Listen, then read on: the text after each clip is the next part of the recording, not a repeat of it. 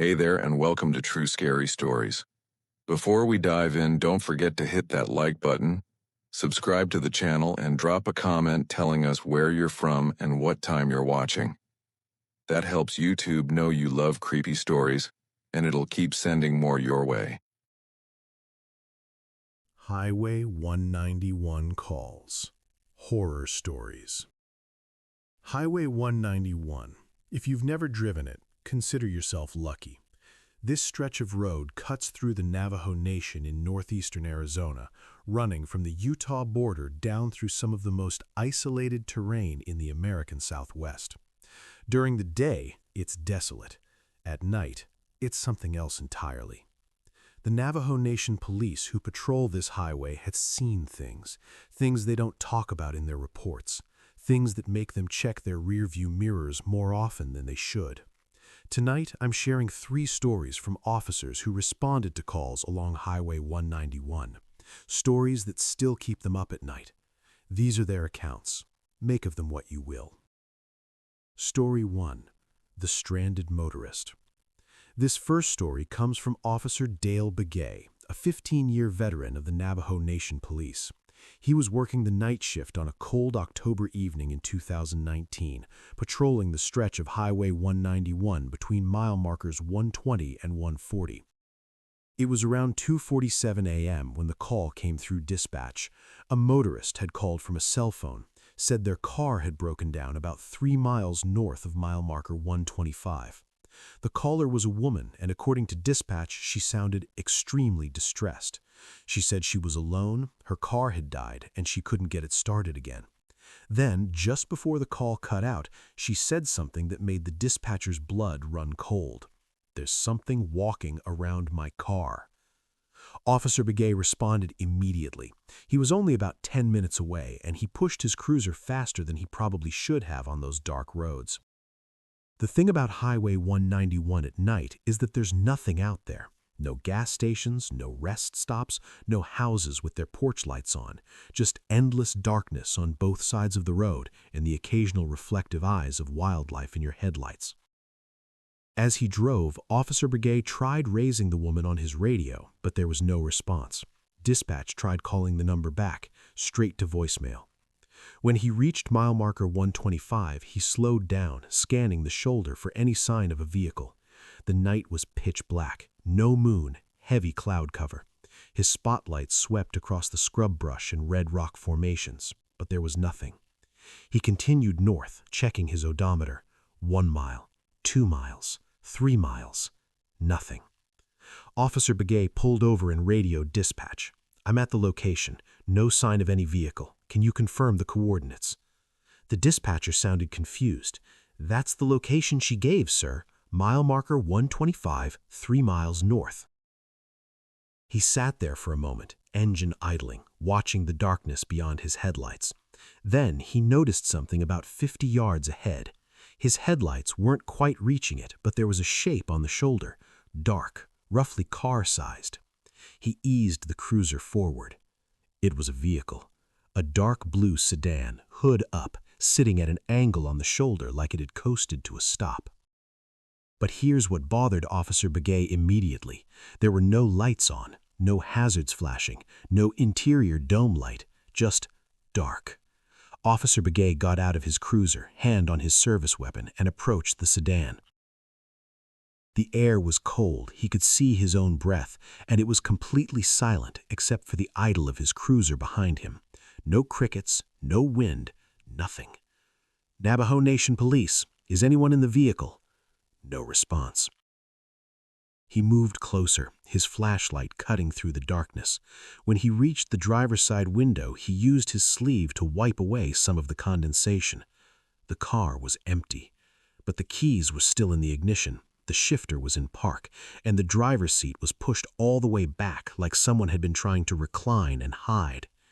He checked the rest of the vehicle. Empty. He tried the doors. Locked. He shined his light into the back seat and saw a purse sitting there, tipped over, contents spilled across the seat. A wallet. A cell phone. That's when he heard it. A sound coming from the darkness beyond the car. It wasn't quite a voice. It wasn't quite an animal. It was something in between, a low, guttural sound that seemed to come from multiple directions at once. Officer Begay's hand went to his weapon. "Who's there? Show yourself." The sound stopped. The silence that followed was somehow worse. He backed towards his cruiser, keeping his eyes on the darkness, and radioed for backup. As he waited, sitting in his cruiser with the doors locked and his hand on his gun, he kept watching that sedan. The condensation on the windows, it wasn't fading. If anything, it was getting thicker, like someone was still inside, breathing. Backup arrived 20 minutes later, Officer Chen from the northern station. Together, they forced open the sedan's door. The interior smelled wrong, not like death or decay, but like cold earth, like a grave. They searched the area with flashlights and called out for the woman. Nothing. They ran the plates. The car was registered to Rita Faulkner from Farmington, New Mexico. Dispatch tried calling the number from the original 911 call. It rang once, then they heard it. A phone ringing. Inside the car. The cell phone in the purse, the one they'd already seen, was ringing. But here's what made both officers go silent. The purse was in the back seat, but the 911 call had come from someone in the driver's seat. They'd heard her speaking, heard her panic in the voice. So whose phone had she used? They searched until dawn, brought in dogs, walked a mile in every direction. They found no trace of Rita Faulkner. Her car was towed and a full investigation was launched. Her family said she'd been driving back from a visit to her sister's place in Utah. She should have taken Highway 160, but her GPS history showed she'd taken a shortcut down Highway 191 instead. Rita Faulkner was never found. But here's what Officer Begay didn't put in his official report. As he and Officer Chen were waiting for the tow truck that morning, just as the sun was coming up, he looked out at the desert. And about 100 yards from the road, he saw what looked like footprints in the red sand. Not human footprints, something with a longer stride, something that had been circling the area where Rita's car had stopped. The footprints led away into the desert and disappeared into a dry wash. Officer Begay wanted to follow them. Officer Chen talked him out of it. To this day, Officer Begay doesn't work Highway 191. He requested a transfer to the Southern District, and on the anniversary of that night, every year, dispatch receives a 911 call from the same number. A woman's voice, distressed and panicked. "There's something walking around my car." Then the line goes dead. Story 2. The Hitchhiker. This next story takes place in the summer of 2021 and involves Officer Vincent Yazzie, a rookie who'd only been on the force for 8 months. He was partnered with a senior officer, Rodriguez, who was showing him the ropes of night patrol. They were cruising southbound on Highway 191 around 11:30 p.m. when Rodriguez spotted something in the distance, a figure on the side of the road, illuminated briefly by their headlights. "Looks like someone's walking," Rodriguez muttered, slowing down. As they got closer, they could see it was a young man, maybe in his 20s, wearing jeans and a white t-shirt. He was walking on the shoulder, heading in the same direction they were going. But here's what was weird. The nearest town was 40 miles south, and there was nothing behind them for 30 miles. So where had this guy come from? Rodriguez pulled alongside him and rolled down the window. "Hey there, you need some help?" The young man turned to face them, and Officer Yazzie said that his face looked wrong. Not deformed or injured, just wrong, like the proportions were slightly off in a way that made your brain uncomfortable. His smile was too wide. "My truck broke down a few miles back," the man said. His voice was flat, emotionless. "Could you give me a ride to the next town?" Rodriguez and Yazzie exchanged a look. Protocol said they should help, but something felt off. "What's your name?" Rodriguez asked. "Travis. Travis Whitmore." "Where's your truck, Travis?" The man pointed back up the highway. Maybe 5 miles. It just stopped. Rodriguez nodded slowly. All right, we'll take you, but we need to check your ID first. Travis reached into his back pocket and pulled out a wallet. He handed over a driver's license. Officer Yazzie took it and shined his flashlight on it. The photo matched. Same face, same unsettling smile. Travis Whitmore, address in Flagstaff, Arizona. But the license looked old. The format was from the 1990s. This license is expired, Yazzie said, by about 20 years. Travis's smile didn't falter. Is it? Time flies, I guess. Rodriguez's hand moved to his belt. Step back from the vehicle, please. Travis took a step back, still smiling. I just need a ride, that's all. We'll help you, Rodriguez said carefully, but first we're going to go check on your truck. Can you tell us exactly where it is? Travis's flat smile finally faded. For a moment his face went completely blank, expressionless, like a mask. Then he turned and pointed into the darkness beyond the shoulder. It's out there. Out where? Asked Yazzie. In the desert? Yes. You said it was on the highway. Travis turned back to them, and both officers later said that his eyes looked different. The whites were yellowed, the pupils too large. Did I? Maybe I was confused. It's been a long walk. Rodriguez radioed dispatch to run the name Travis Whitmore. While they waited, Travis just stood there, perfectly still, still smiling again. Not fidgeting, not looking cold even though it was in the low 50s, just waiting. Dispatch came back. No current address for a Travis Whitmore in Arizona, but we have a cold case file from 1999. Travis Whitmore, age 23, reported missing while traveling on Highway 191. His truck was found abandoned near mile marker 133. He was never located. Officer Yazzie felt his stomach drop. Dispatch, what mile marker are we at? You're at 133. Both officers looked at Travis. He was still smiling. Travis, Rodriguez said carefully, his hand now on his weapon, I need you to put your hands where I can see them and get on the ground. Travis tilted his head, like a dog hearing a strange noise. I just need a ride, that's all. On the ground now. Instead, Travis took a step toward the cruiser, then another. Rodriguez drew his weapon. Stop! Don't move! Travis stopped. His smile stretched even wider, impossibly wide, and he spoke in that same flat voice. You can't help me. No one can. But you should run. What? Yazzie asked. Travis pointed behind them, back up the highway. It's coming. Both officers turned to look. The highway stretched back into darkness, empty except there was something there, far in the distance, barely visible, a shape moving on the road, coming towards them. It was big, bigger than a car, and it was moving wrong, not walking, not running, shambling almost, moving with a strange, jerky gait. Rodriguez radioed for backup immediately. When they turned back around, Travis was gone. He'd been standing 10 feet from the cruiser. There was nowhere to hide, no cover nearby, but he'd vanished.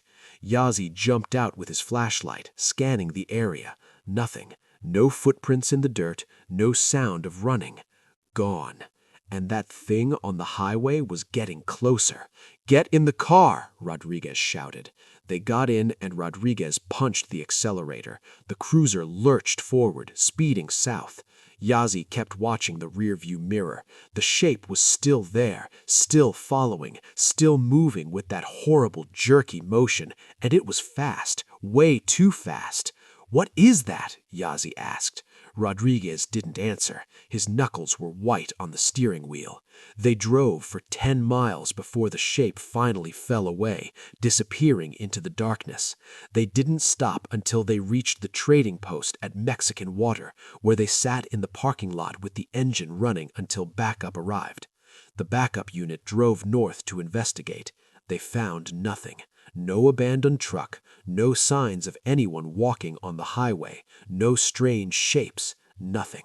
But here's what the backup officers did find. At mile marker 133, right where Rodriguez and Yazzie had stopped, there were marks on the pavement, deep gouges in the asphalt, like something with enormous claws had been scraping at the road. The marks were fresh. Officer Yazzie requested a transfer after that. He couldn't do the night shift anymore. Said he couldn't drive Highway 191 without checking his rearview mirror every few seconds, expecting to see that shape shambling towards him. Officer Rodriguez still works the highway, but he won't talk about that night, won't even acknowledge it happened. And if you ever break down on Highway 191 at night and you see someone walking on the side of the road offering to help, drive away. Don't stop, don't help, because they're not looking for a ride out. They're trying to warn you. Story 3. The Call from the Canyon. The last story is the most recent, happening just 8 months ago in May of 2024. It involves Officer Begay again. Yes, the same officer from the first story. After his transfer request was denied due to staffing shortages, he'd reluctantly returned to patrolling Highway 191. But he had rules now. Never stop unless absolutely necessary, never investigate alone, and never, ever go off-road. This call would break all 3 of those rules. It came in around 3:15 a.m. A ranger from the nearby National Monument had been doing a late patrol and heard screaming coming from somewhere off Highway 191 near mile marker 147. The ranger said it sounded like a woman and she was screaming for help. Officer Begay was the closest unit. He responded, even though everything in his gut told him not to. When he arrived at mile marker 147, the ranger was waiting in his vehicle, spotlight pointed toward the desert. "It stopped about 5 minutes ago," the ranger said, looking pale. "But it was coming from out there." He pointed toward a dark expanse. The land dropped away into a shallow canyon system about 200 yards from the road. "You didn't go investigate?" Begay asked. The ranger shook his head. "Protocol says I call it in and wait for police. Besides," he hesitated, "it didn't sound right." "What do you mean?" "The screaming, it didn't sound natural, like someone doing a really good impression of a scream, but not quite getting it right." Officer Begay stood there listening. The wind had picked up, carrying dust across the highway. Everything was silent except for that wind. Then they heard it. A woman's voice, distant but clear. "Help me! Please! Someone help me!" It was coming from the canyon. Officer Begay grabbed his flashlight and radio. "I'm going to check it out. You stay here and keep the channel open." The ranger looked relieved he didn't have to go. Begay made his way across the desert scrubland, his flashlight beam cutting through the darkness. The ground was rocky and uneven, covered in sagebrush and prickly pear cactus. As he got closer to the edge of the canyon, the woman's voice called out again. "Help! I'm down here! I fell!" The voice was coming from below.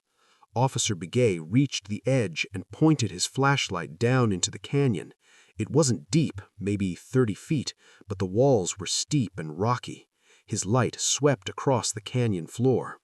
There was someone down there. A figure in a light-colored dress sitting against the canyon wall.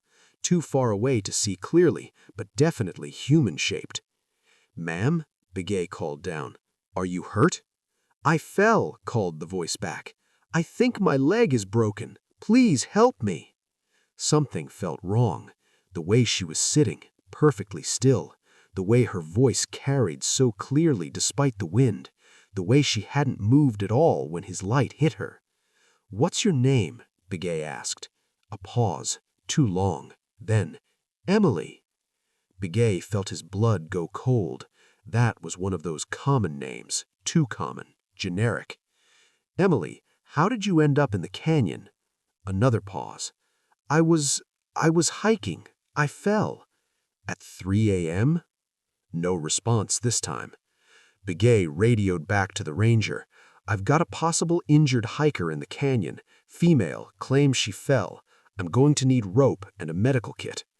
As he waited, he kept his light on the figure. She still hadn't moved, hadn't adjusted her position, hadn't tried to wave or signal, just sat there. Emily? Begay called down again. Can you move at all? It hurts. I understand, but can you try to stand up or wave to me so I know you're okay?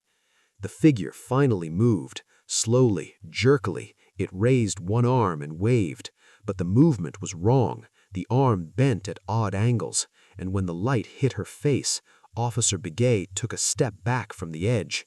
The face was smooth, too smooth, like it was made of wax. No features, no expression, just a blank oval where a face should be. And the dress, it wasn't a dress. It was skin hanging loose, like something wearing a costume of human flesh.